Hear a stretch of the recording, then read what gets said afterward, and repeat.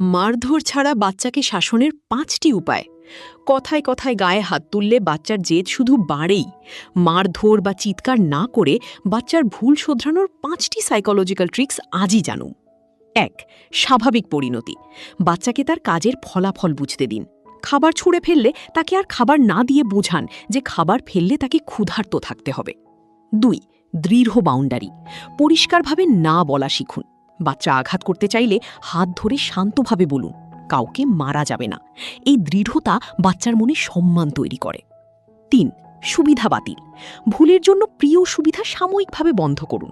যেমন খেলনা না গোছালে আজ কার্টুন দেখা বাতিল। এটি মারধরের চেয়ে বহুগুণ কার্যকরী। ৪. টাইমিং। একা রুমে আটকে শাস্তি না দিয়ে নিজের পাশে চুপ করে বসিয়ে রাখুন। শান্ত না হওয়া পর্যন্ত তাকে উঠতে দেবেন না। ৫. Positive attention. বাচ্চা ভালো কাজ করলে মন খুলে প্রশংসা করুন।